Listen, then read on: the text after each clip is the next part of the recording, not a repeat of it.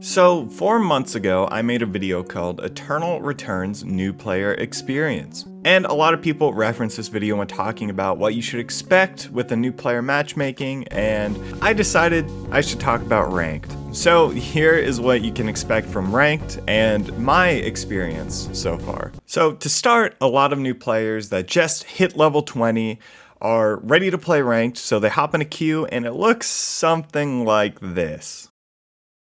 So, unlike games like League of Legends, Eternal Return doesn't have that player base, so they're not going to have Ranked popping 24/7 unless you're on the Korean server. If you want to know when Ranked is popping, you might find a Discord server. Most of them are the in-house Discord servers that coordinate days people are going to queue Ranked. I assume that's how SA and EU pop with a smaller player base than NA, but if you ask around, I'm sure you can find out what days they typically like to pop Ranked. But if you want to queue for NA, lower Elo will start popping around 8 to 9 p.m. EST, and higher ranks will usually pop a couple hours later. The reason for this is there's a bot in the NA in-house server. People religiously check this to see if Ranked is popping. It tells you how many lobbies are currently going for the specific ranks. So typically it might look something like this starting the night off, and then end looking something like this. So that's why it doesn't really start popping until 8 p.m. EST, is because the bot doesn't go online till 8 p.m. EST. Along with that, people on the West Coast are just getting home from work and school, so it kind of works out for them, but if you're on the East Coast, Ranked becomes more of a degen schedule activity. So you might be asking about duos or squads. The easiest one to get out of the way is squads is only going to pop on the Korean servers.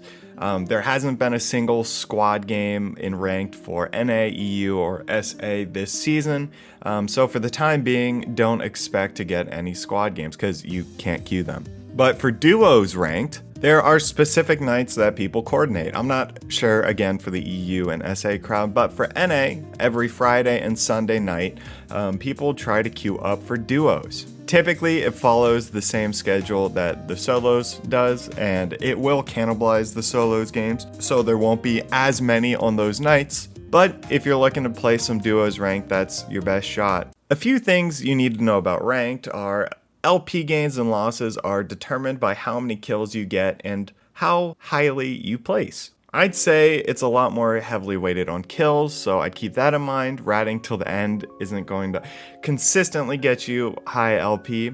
And then it ranges from Iron to Immortal. Most people will probably start around Iron or Bronze when they get into Ranked, but typically KR only has the Immortal players. NA and other regions typically cap out around Titan. But with that being said, the Immortal ranked rewards are given to top 50 in the region. With that being said, in my opinion, outside of just seeing how much you can improve in the game, the biggest reason to queue are the ranked rewards. But I'm never gonna hit Immortal, you say. I'm never gonna hit it. Well, you can get a cadet skin if you get gold. If you get plat, you get this cutesy animated emote. And then if you get gold in 2 different modes, so solos and duos, you get an additional emote as well. And alongside all that, you get borders and icons and maybe even some NP. Alright, so let's talk about my Ranked experience. I started playing in Season 2, and honestly, it was some of the most fun I've had playing Ranked or just playing the game in general.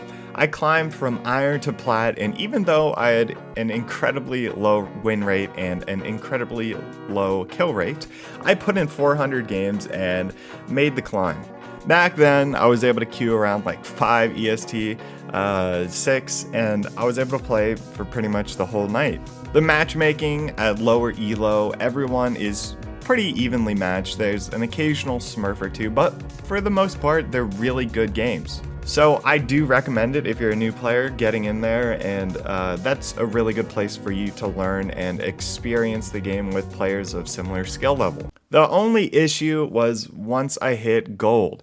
As soon as you get gold, there's a chance you get pulled up into the higher Elo games. When I say higher Elo, there's Titan lobbies, which have like top 20 players in the lobby, and you get thrown up there because they just need someone to fill their game. There's not too many Titan players on the server, and they need people to fill their games, so they actually pop. So that doesn't seem really fair, but Eternal Return has some safeguards. If you die to someone who is Titan and you're like gold, so to say, you're only going to lose like 2 or 3 LP. But if you kill them, you're gonna get like 30. So I'd say this is fine, because honestly as gold, I didn't get pulled up too much, but the issue was when I hit plat. Up to iron to gold, I'd say you have little stepping stones in your lobbies in how you're improving or how you're playing your ranked games. But once you hit plat, you're pretty much exclusively in lobbies that are filled with Titan players. So your grind starts to look like consistent LP gains to more something like -2 LP, -3 LP, -2 LP, and then maybe a game with +20. And you can climb that way, but my issue was I don't really have fun. When 1 in 5 of my games are considered good games, I get really frustrated and it just leaves a bitter taste in my mouth. So you might be thinking of possible solutions just watching this. You can make tighter queues, and then the top players won't pop games, and then they'll just create more Smurf accounts, and that's even worse, because if you die to a top player on a gold Smurf account, you're gonna lose just as much LP as you dying to someone who's actually gold. So you're kind of left with the only solution of, we need a bigger player base. And that's slowly happening, but at the rate that we go, you still don't get enough players that climb up to the higher elos that create like a plat lobby. Most people who hit plat get discouraged when they go up against like these super high elo people, and they usually quit and just say, oh, I'm cool with my ranked rewards. So long story short, lower elo ranked games, they're hella fun, and it's a really good place to learn the game. So queue up, I guarantee you won't regret it.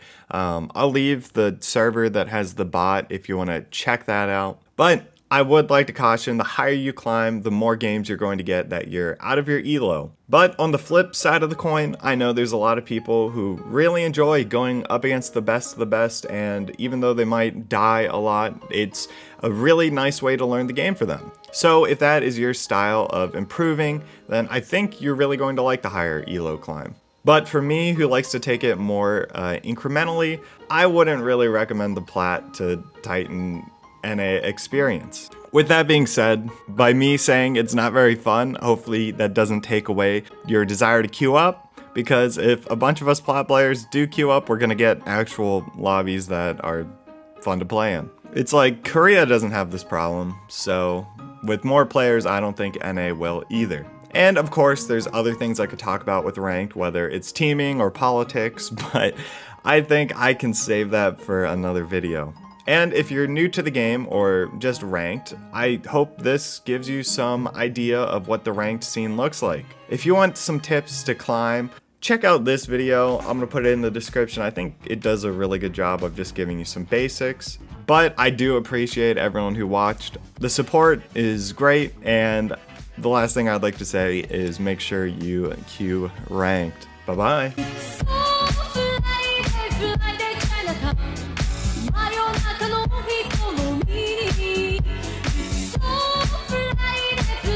Chinatown 弾けるネオンサインライン